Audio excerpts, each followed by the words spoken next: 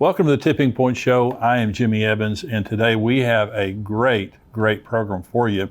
I'm joined by a special guest talking about a fascinating subject.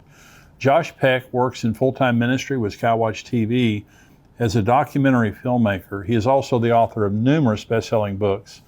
Josh is founder of Daily Renegade, where he's hosted a variety of shows and podcasts, and he's been featured on numerous television and radio shows. And today we're going to be talking about a book that Josh wrote with Tom Horn called Abaddon Ascending, and the subtitle here is The Ancient Conspiracy at the Center of CERN's Most Secretive Mission. It says Technology and Bible Prophecy Collide. Josh, thanks for joining me today. Thank you so much for having me. It's a pleasure. Well, this is, and Tom is my dear friend, but you guys did a tremendous amount of research in writing this book. And we appreciate your research very much. Now, we're going to talk, first of all, about just kind of the general science. Now, we're talking about quantum physics, so I don't want the average person out there to go cross-eyed because, I'm not on that level either. Now, we're going somewhere with this because there's a major international project called CERN. And we're going to talk about that later. But we're going to begin by talking about some of the very, very troubling scientific things that are going on in the world today that the average person really needs to know about. Let me begin by saying, just in the simplest terms, what is quantum physics? Yeah, so physics is really just the study of nature, just the study of God's creation. We would put it like that as Christians. Quantum just means the smallest of the small. So whatever the smallest bits of matter, whatever the smallest particles are, that is what quantum physics studies. So it's just studying the smallest building blocks of God's creation. We as Christians would put it like that. A scientist wouldn't. They would say nature or the universe or something. But in a nutshell, that's what it means. So the field of quantum physics, it for the average person, it makes them feel a little bit uncomfortable. But you kind of feel the opposite about that, don't you? Yeah, really what it comes from is scientists almost speak in a different language when they talk about quantum physics, and really you find this in all areas of science. Once you kind of get the lingo, though, you can kind of understand better what they're saying, and you realize that the big picture stuff isn't actually that difficult to wrap our heads around. It's just usually not explained very well, and unfortunately that's a huge problem in the scientific community. There are a few physicists that can explain it better for laymen like you and I, and those actually tend to get more popular. Like Michio Kaku is a good example of that. He has a way of being able to explain really complex things in a way that people can understand. So I try to do that in my books as well. Talk about these, they are mathematically complicated, but the big concepts around much of this stuff, really anybody can understand. And isn't that just like God to create nature that way, to make it where it's beautiful and complex and artistic and creative, but also simple enough where we can at least get our heads around it. Yeah, and one of the things that just bothers me a lot is that there's this concept that there's the Bible and that there's science, and that they're against each other. They're antithetical to one another. And I think people are being beaten down today. An example would be evolution being taught in schools. The educators are saying, well, the Bible, that's a fairy tale. But here, science is an absolute fact. They can prove evolution, which they cannot. And so talk about observation versus interpretation. Right. So yeah, science, it wasn't that long ago that science and religion really were kind of the same thing, because scientists, a few hundred years ago, they kind of viewed it the way that, I think we as Christians should today. Just like I described earlier, we're studying God's creation. And if you approach science that way, understanding that this is God's creation and you're looking at it for, appreciation and stuff like that, it kind of takes out some of that natural pride and hubris that we see in science today. And that's because they've removed God from science, and right. They're just trying to look at the universe as if it either always was here or it created itself somehow, and they don't really have any good answers for that. But you're right, they'll say stuff like that, but then they'll talk against the Bible quite a bit.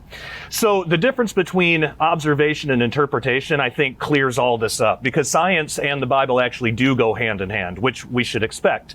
Science is just studying God's creation. God also wrote the Bible, and inspired through his people. So when an observation is made, like let's take science. When an observation is made, everybody in the room that's observing that's seeing that, should be able to objectively agree of what's happening.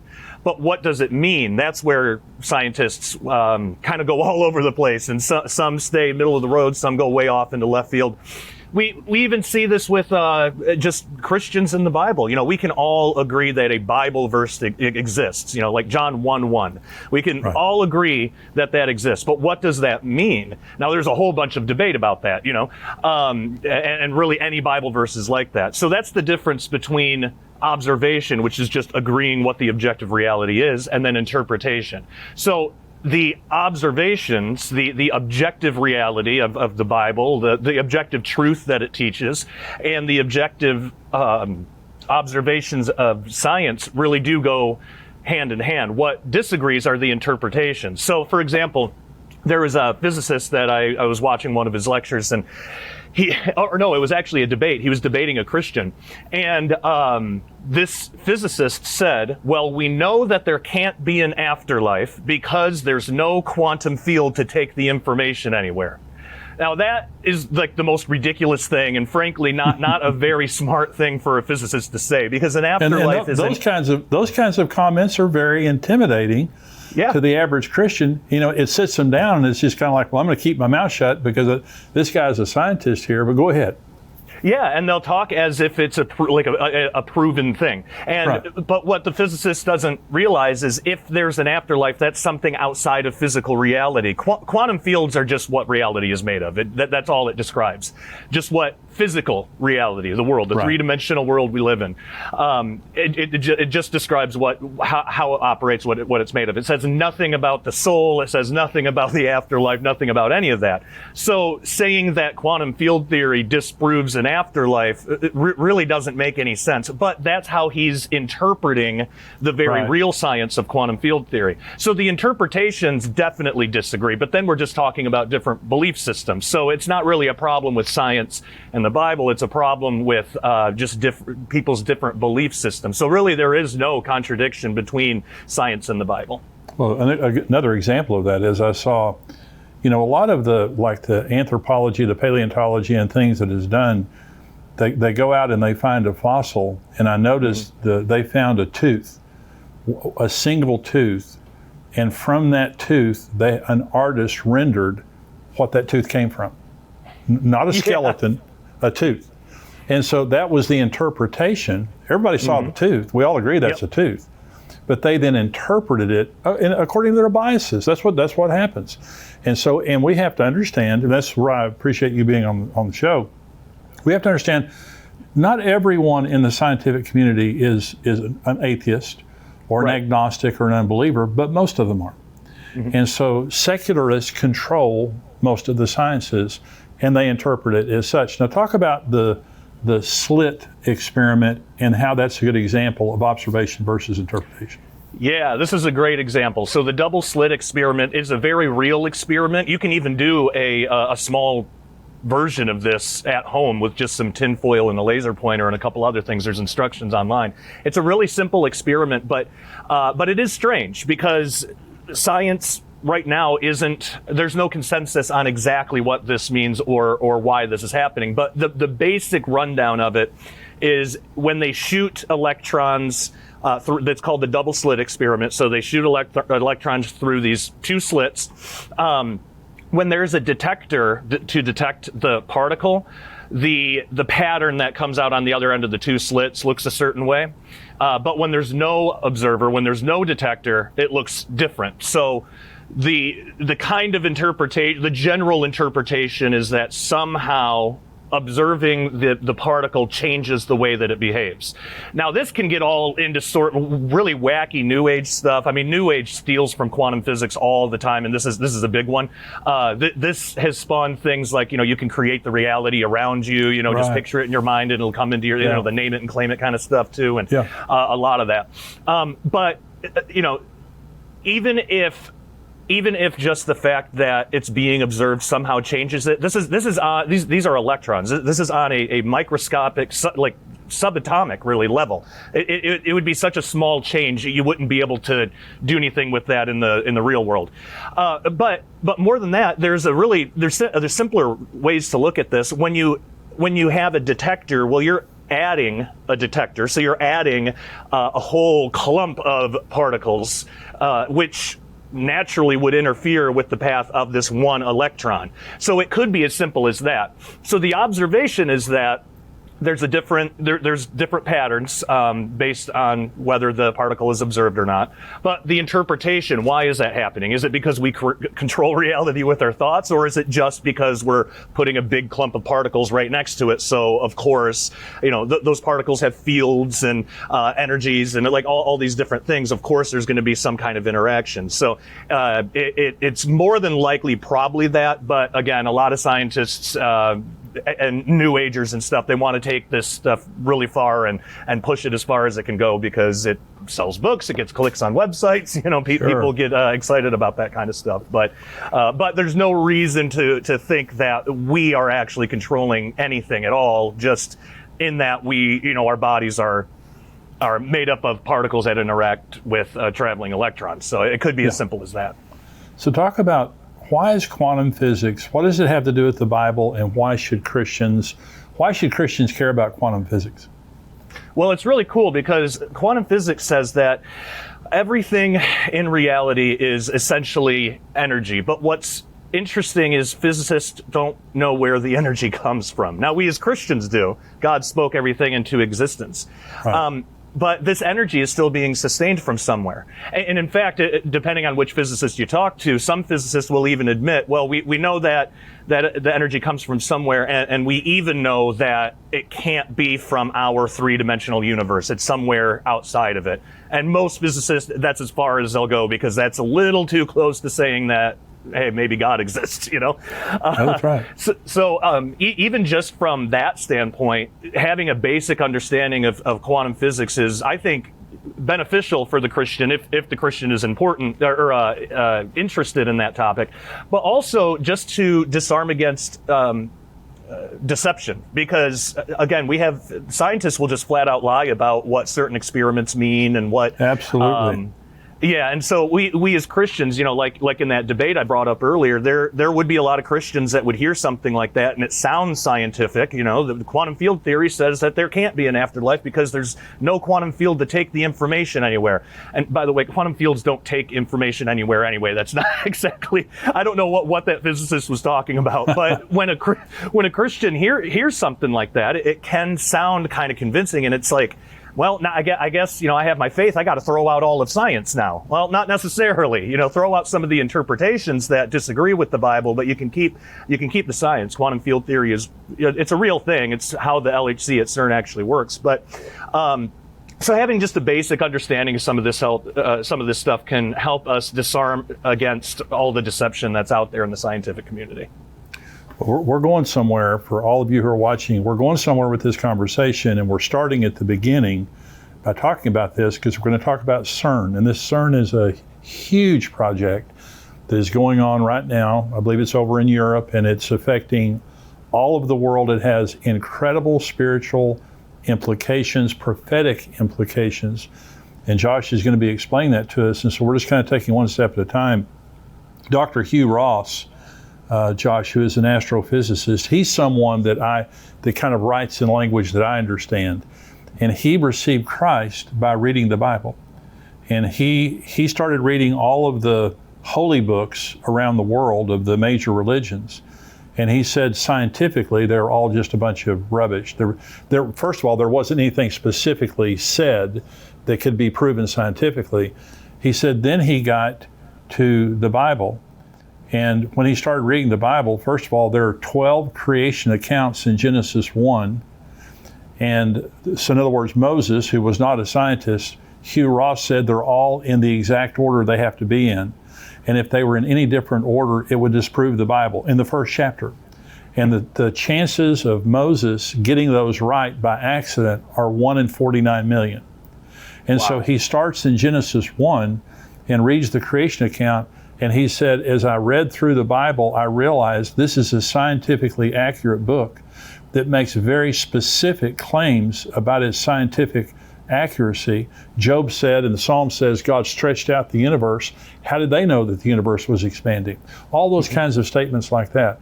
And so for believers, the reason that we're doing this program is to help you to understand, do not be intimidated by all the scientific talk of the people out there. And people are saying that the Bible is just an unscientific book. There's no science behind it. In fact, many people say science disproves the Bible. What do you say about that, Josh? Yeah, that's one of their interpretations. They say that there's physicists out there that are really, really like militantly almost against the Bible. Like Lawrence Krauss is one of them. He'll even go on podcasts and say that religion offers nobody anything, that the Bible was just written by goat herders, which isn't that kind of insulting? I mean, have you tried herding goats? I don't know how to do it. Why would that? Yeah, exactly. Why would that mean that somebody's stupid? Like, but no. When you read it, I mean, there's actual quantum physics in there. I mean, in the first chapter of Ezekiel, when it talks about these amazing heavenly beings like descending out of this whirlwind. Well, the way that they're described, it's almost like these four beings are kind of fused together in really weird, odd ways. What that actually is, there's a scientific principle there called extra-dimensional unfolding. And I know that sounds like a big word, and scientists do this all the time. I think part of it is humorous. They name things like this so it sounds more complicated than what it is. Right. All it really is imagine there's like a two-dimensional universe that's just flat on your tabletop. Well, if I put a cube down there, how can I show that cube to the two-dimensional being that doesn't have up or down? You know, If they looked at it, they would just see a square. Well, I could unfold it, and if you unfold a cube, then, you lay it out flat. It actually looks like a cross. But then they can at least have access to all of the information of that cube. They won't be able to put it together in their head what it fully looks like. Well, so the thought experiment is used to explain how a four-dimensional object could be unfolded into our own three-dimensional universe. So, right. A hypercube. If you unfolded it, it actually would look like, in our universe, and we'd be able to see it, it would look like a cross with two extra arms, kind of, wow. made of cubes. So, but if you did that again, like if you did that too many times, eventually these parts, like if you tried to unfold it again to show that to a two-dimensional being this time, some of those flaps are going to start to overlap, and to the flatlander, to the two-dimensional being, it would look like those parts were melding together, and that is exactly what Ezekiel describes. And so we're seeing something that actually has a scientific name to it. It's only a few decades old, yet somehow Ezekiel 2,600 years ago was able to, it's because he was just describing what he saw. He didn't know anything about quantum physics, but we can actually show that now, which is really phenomenal. So, yeah, it's all over in the Bible. So talk about dark matter from a scientific perspective, but a Christian might interpret it differently. Yeah. So dark matter, basically, it's a word given to really a mystery. So when scientists look at galaxies, they realize there's not enough matter in the galaxies to create enough gravity to keep galaxies together based on how fast they're spinning. Because when you spin, so just imagine taking a yo-yo and whipping it around. The yo-yo at the end, because the centrifugal force stays in orbit around where you're spinning. The galaxies work the same exact way. But through their measurements, through math and stuff, they're able to show that these galaxies, all of these galaxies, should have already flown apart. They're being held together by something. And it's something that's creating gravity, and it's something that we can't see, we can't detect, we have no idea what it is. There's a couple theories out there. One theory is that they could just be, they call them dark particles basically, but dark matter particles. They're just loose particles. They don't connect together, but they're spread out all over. Collectively, they have enough gravity, but they don't ever bind. They don't interact with ordinary matter. So that it could be something like that. But I think another really interesting possibility is there are theories and even mathematical equations and stuff to show that gravity, well, first, gravity is one of four forces in the universe, and for some reason it's the weakest one, like by far. The other three are pretty equal, but gravity is really weak for some reason compared to the other three. You could demonstrate this easily on your desk. You just take a paper clip, put it on your desk, and gravity's holding that down. Now get the weakest kitchen magnet that you have and put it on the paper clip, and it's going to overcome the force of gravity there. So scientists have been wondering for a long time, well, why is that? Why is gravity so much weaker? And the possibility is that gravitons, the way they've been able to show in mathematics, so the graviton hasn't been discovered officially yet, but they know that it exists because there's a gravitational field, and the field is what produces the particles. So if there's a gravity field, there's a graviton. But what they've been able to show through math is that if higher dimensions do exist, if there is a fourth dimension of space somewhere, gravitons would have the unique ability to actually bleed into these other universes, and possibly that's why gravity is so much weaker than the other forces. Well, if that's true, the opposite would be true as well. If there's four-dimensional or higher dimensional matter out there in the universe, the gravity from that would affect our universe too. So I write about the in Abaddon Ascending, I write about the possibility, what if what's holding these galaxies together, what's holding the universe together, is just the surrounding spiritual creation that God put in place. Yeah. And maybe that's what scientists are calling extra dimensions, when really they're talking about heaven, or, the spiritual reality that God created. So it could be that those very real constructs, those heavenly constructs, could be affecting gravity all throughout the universe, and maybe that's what's actually holding galaxies together. So no way to prove it, but it's a really interesting thing to think about. Well, it's interesting that science can't tap into it, and that in itself shows you it's not of a scientific value or scientific nature, not science as we know it. Talk about the rainbow gravity theory and why that's dangerous for Christians. Yeah. So a few years ago, there was a theory put out, and these kind of things happen all the time. So rainbow gravity theory is a good example of a common trend. The trend is basically science will come out with a theory and say, if this is true, then it disproves this certain thing about God. I mean, they're like obsessed with the Bible with how much they hate it. But so specifically with rainbow gravity theory, the only thing that it says, and I picked this one because to me it was the most ridiculous, the only thing the theory actually says is that gravity just affects different wavelengths of light differently. So not a big deal. Gravity would be a little stronger for like a red wavelength than maybe a blue or green, so they call it rainbow gravity. The idea is if you saw light go into a black hole, because because gravity operates differently on different wavelengths, you would actually see a rainbow.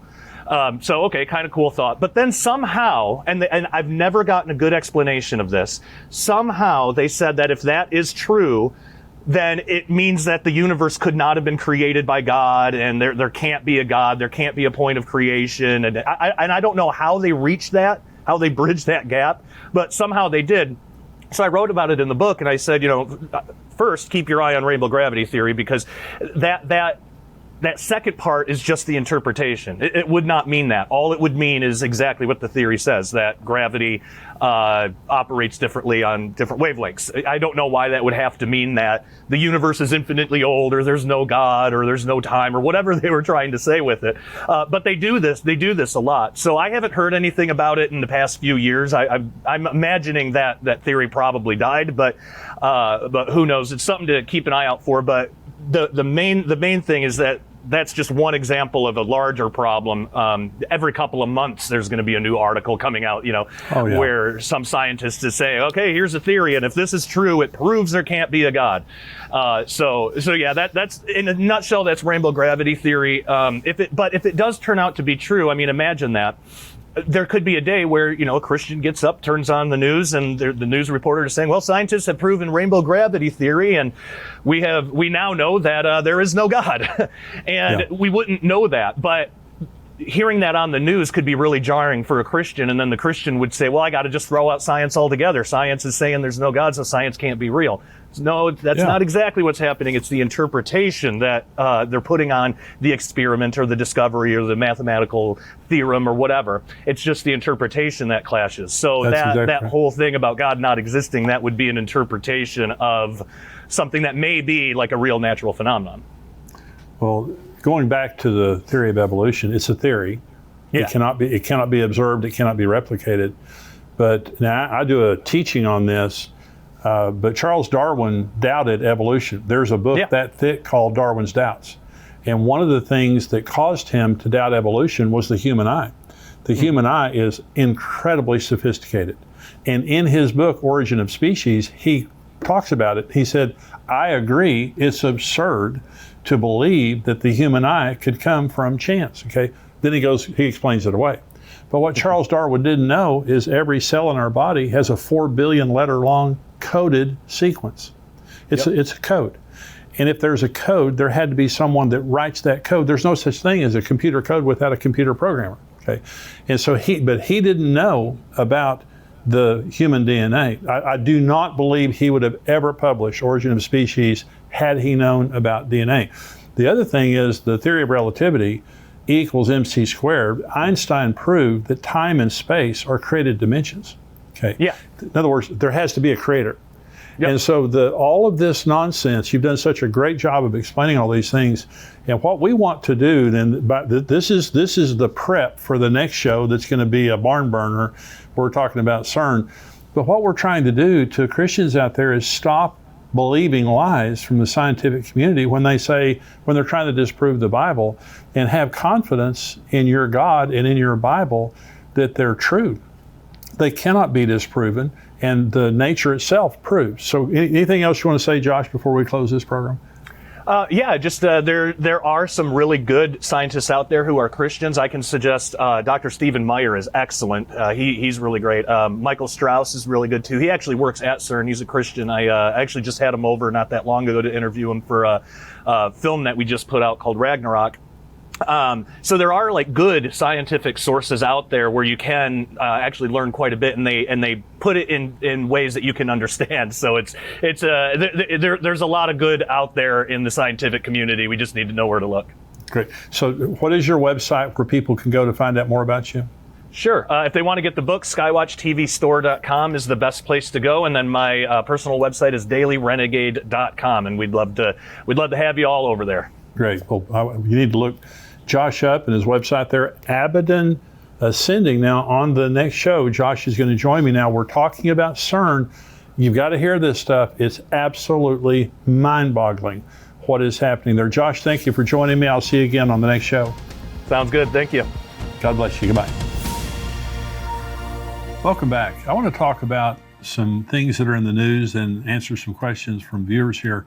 This first article, it says Netanyahu, emerging Iran nuclear deal terrible, even worse than under Obama. And this is from the Times of Israel.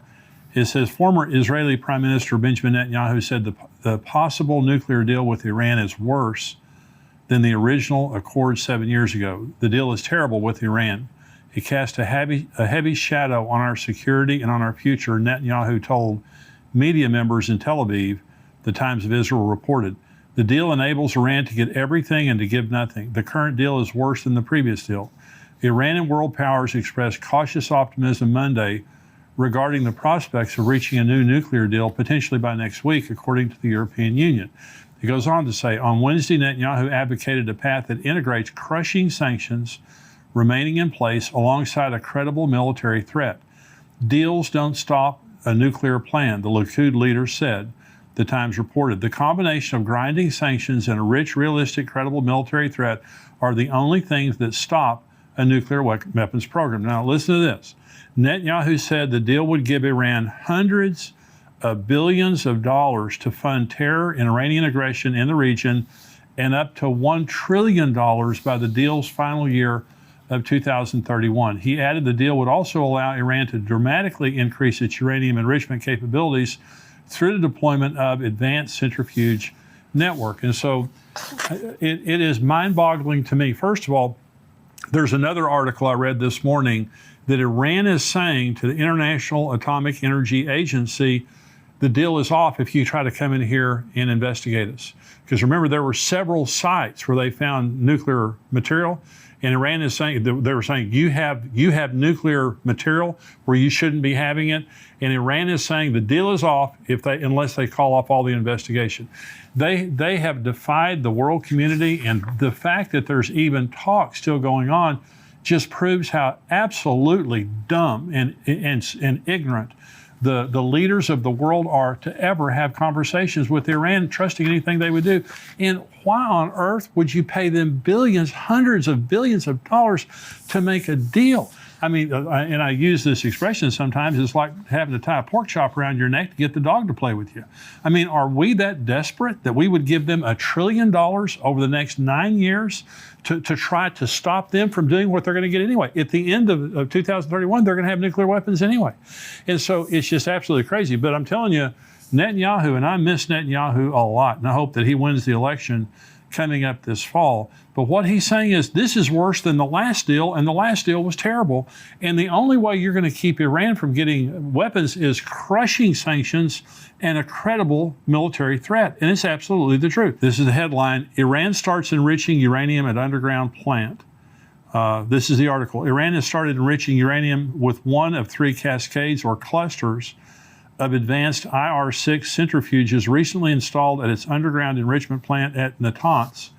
A report by the UN atomic watchdog to member states seen by Reuters said on Monday, Iran is using the cascade of up to 174 machines to enrich uranium up to 5% purity, the confidential report said. Of the other 2 IR-6 cascades at the underground plant, one was undergoing passivation, a process that precedes enrichment, and the other had not yet been fed with nuclear material. It added, Iran's president warned Monday that any roadmap to restore Tehran's tattered nuclear deal with world powers must see international inspectors end their probe on man-made uranium particles found at undeclared sites in the country. In a rare news conference marking his first year in office, President Ibrahim Raisi also issued threats against Israel and tried to sound upbeat as Iran's economy and rial currency has cratered under the weight of international sanctions. Again, he's threatening Israel. And he's saying the deal's off if you guys try to come in here and have inspections. And so I'm going to say it again, Israel is going to bomb Iran. The world community keeps ignoring the threat of this, and they make a deal with Iran, and Iran keeps enriching uranium and standing down all of the international inspectors. It's going to have a bad ending.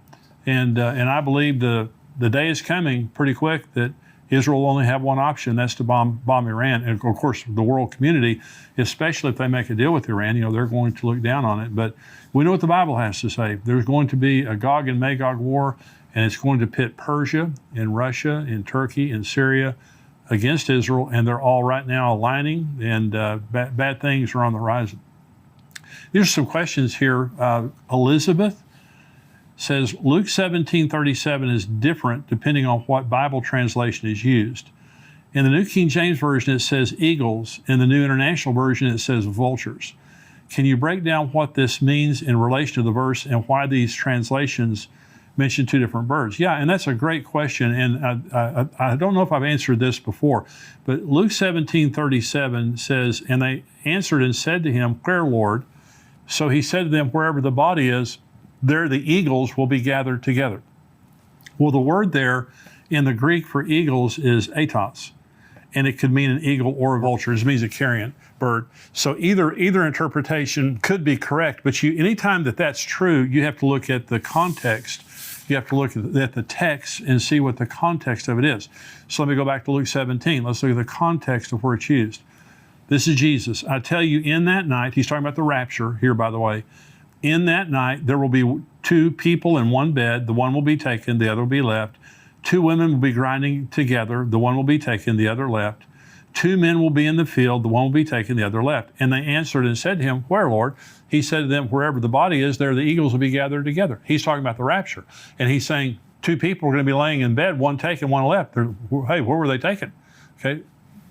They're taken where the eagles fly very, very high. And so 1 Thessalonians 4 says that we're caught up to meet the Lord in the air. So the rapture doesn't take place on the earth. Second coming takes place on the earth. The rapture takes place in the sky. Jesus comes down, we go up. And so we meet him up there.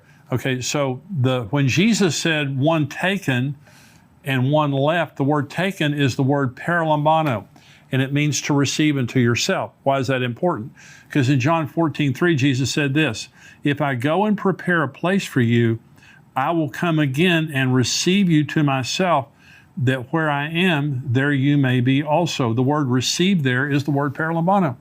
Jesus said, I'm going to go away, and as sure as I go away, I'm going to come back and paralambano you to myself. The word receive, and so why would some translations interpret that as saying vulture? Because they believe that the wicked are caught up. They believe the wicked are taken away and the righteous are left. That's their interpretation. Wherever the vulture is, there will the corpse be also. And so they have a completely different viewpoint is what this is. And so this is the rapture, and we go up, and I totally agree with the interpretation of eagle, absolutely disagree with the interpretation of vulture, because it gives completely the wrong spin to this. This is when Jesus comes in the rapture, he's coming to receive us into a wedding. That's what John 14 is all about. Jesus at his Father's house, the way a Jewish groom would be, preparing a place for his bride, and as soon as the Father gives permission, he's coming back to paralambano us. And so that's the interpretation of that, and I hope that helps.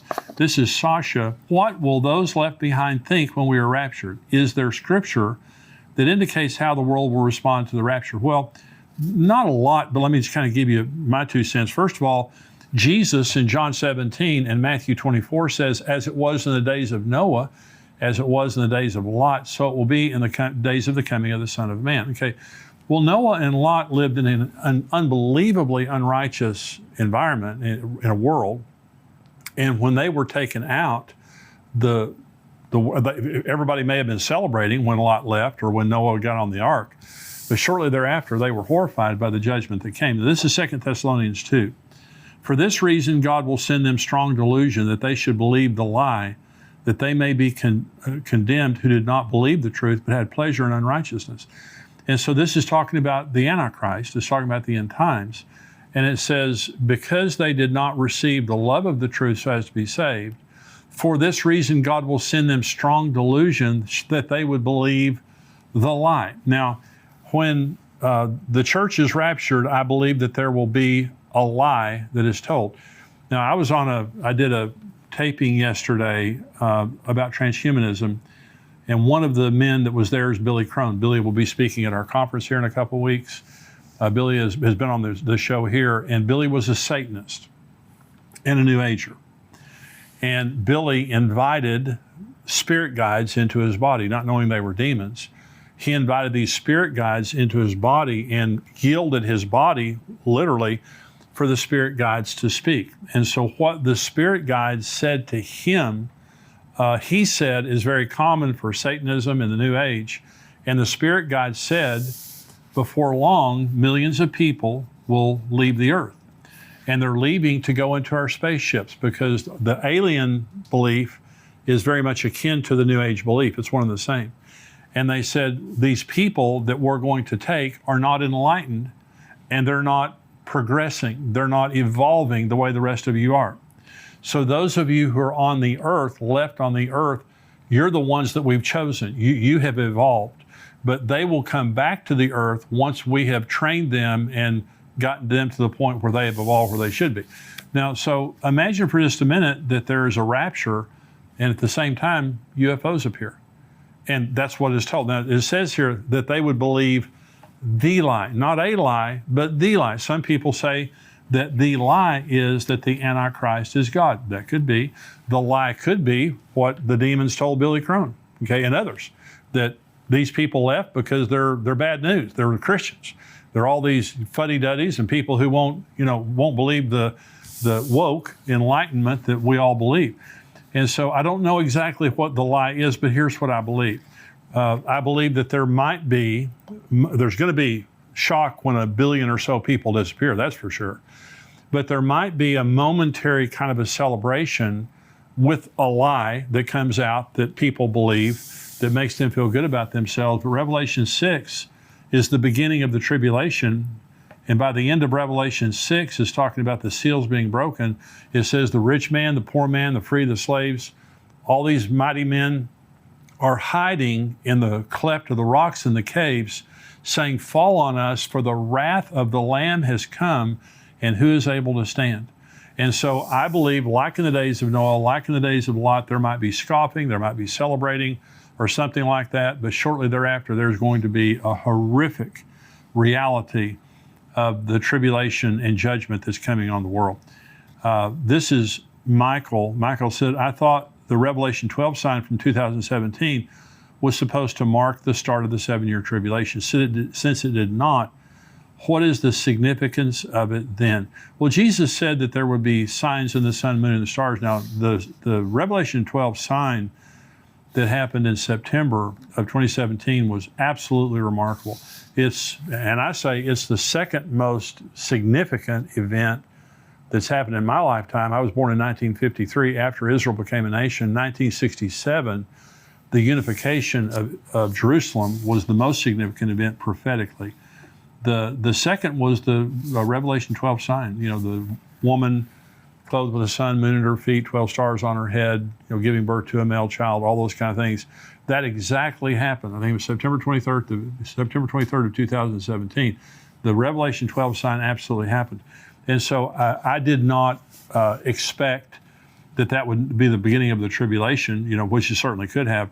But when I look back on it, and I say, what significance did it have? Something shifted in 2017. Let me give you several specific examples. One is the Temple Mount activity. Since 2014, 2015, there were the blood moons, the 4 blood moons on Jewish holy days, like there were in 1949, 1950, also 1967, 1968.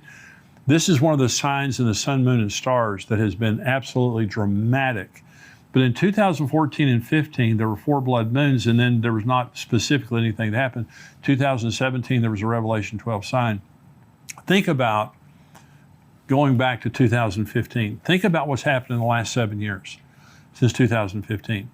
Well, you begin with the Temple Mount. Do you realize that this last week they opened a gate for the Jews to go to the Temple Mount that hasn't been used in 2,000 years? And the Arabs did not object. 300 Jews walked up the Temple Mount and worshiped there and prayed there, and they were not stopped. And so thousands and thousands of Jews are now ascending the Temple Mount. You go back 10 years ago, that would have caused a riot for one Jew to have gone up there and done that. So there has been a tremendous amount of progress made of the Jews going up on the Temple Mount and worshiping, and even the third temple. The Antichrist spirit, there has been a dramatic increase in the deception, the woke, the ungodliness, the rebellion, the defund the police, the anarchy, all of this that has increased. And events in Israel, 2018 is when President Trump recognized Jerusalem as Israel's capital, and that was a Cyrus moment that hadn't happened in thousands of years. And so, but there's also the growing Gog and Magog alliance. We see Russia and Iran and Turkey and Syria and all these countries. This has dramatically increased. So I'm not exactly sure how to interpret 2017, Michael. You were saying that you were expecting the tribulation to start. I think a lot of people were expecting a lot of stuff. But I didn't have a specific expectation, but when I look back on it, something definitely happened in the spirit realm. And by the way, in Revelation 12, it says there that the devil, the dragon, the serpent of old, was thrown to the ground, and he took a third of the stars of heaven with him, which is symbolic of a third of the angels in heaven. And it says, woe to you who dwell on the earth, because the devil's come down to you, and he knows that his time is short, so he's on a rampage. And so I had a question, and this is a question. I wondered if the devil got thrown to the earth in 2017. I wondered that, because the Revelation 12 sign happened in 2017, and look at the things that are happening in the world right now. So I'm not saying for sure that it happened, but it could have been. But I believe all these things are preparatory for the rapture and the tribulation. This is George. How are Christians supposed to relate to the feast God gave the Jews? If these are God-given, shouldn't we be taking them more seriously? Well, George, all of the Old Testament was given by God. All the law was given by God. but we don't live under the law. And so I'm very, very concerned anytime there's like a need to go back and practice things that were a part of the Old Testament law. Acts 15 shows the difference between grace and the law, and that we've just been set free from all the ceremonies and all the customs of the Old Testament that were necessary for righteousness. We're righteous by the blood of Jesus, period. And so I do believe, though, George, that they're very important prophetically. And there's nothing wrong, with obviously celebrating Passover or, celebrating trumpets or, anything you want to celebrate. Day of Atonement's an example of that. We don't need the Day of Atonement. We've already had a Day of Atonement. When Jesus was crucified, we were forgiven of our sins. But I think that they're special. They show us God's calendar, but the 4 spring feasts have been fulfilled literally. We now have 3 fall feasts that are coming up. And I'm going to be talking about this in the conference now in a couple of weeks. You can go to conference.endtimes.com if you haven't registered for the conference yet. But I'm going to talk about that. But I think there's the trumpets, Day of Atonement, and tabernacles. They will be fulfilled prophetically. And that's the thing I think that's important, George. I'm always very respectful of the Jews and very respectful of things like the feast and things like that. But I am in no way obligated to keep those things, to be righteous, to be better, to be a better Christian or anything like that. This is Julie. Why are all the nations mentioned in Ezekiel 38 now considered to be nations such as Russia, Turkey, and so on? Israel is still called Israel, so why are these nations no longer called what they were called in the Bible? Okay, well, Israel wasn't. When Israel was removed from the land, it was then called Palestine. They didn't change the name of Israel back from Palestine until 1948 when Israel became a nation. When the United Nations partitioned Palestine in 1947, partly for the Arabs, partly for the Jews, it was called Palestine. And so we go back into the genealogies, we go back into Noah and where his descendants went, Gog, Magog, all those kinds of things like that. And nations conquer nations, and they rename them. In 1935, by the way, the nation of Persia was renamed Iran. But up until 1935, it was called Persia. And so nations conquer nations, and they rename them. And that's where all these names come from. But when you go back into Ezekiel, and for example, and it says Persia, Gog, Magog, Rosh, Meshech, and Tubal, all those things like that, those are not common names today. So you have to go back and you have to find out that Rosh is Russia. Meshech is, Tubal, all those kinds of things like that. That's Moscow, Tobolsk. Gog is Russia.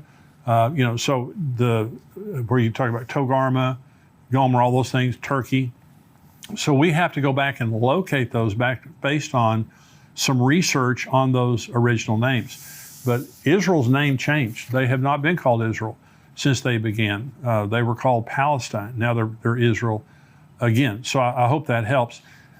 Thank you guys for writing all your questions. Thank you for being subscribers. And I hope I'll see you now in a couple of weeks. September 17th, all day long, we've got this conference, 9 to 5:30. Myself, Rabbi Jonathan Cahn, will be bringing a phenomenal message, a new message that he has. He was telling me about it last time we were together. He has a new book out. He'll be talking about that. Dr. Mark Hitchcock, Ed Young, Greg Laurie, Billy Crone, myself. We have a full day. If you haven't registered yet, and if you're a subscriber, you get 50% off. And so there's a code there on your screen. Just go to conference.endtimes.com and enter into that code, and you can come physically for $49. You can live stream, I think it's like for $25.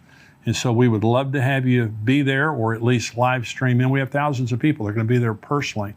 And we would love to have you be a part of the group that is there. God bless you. I'll see you next time.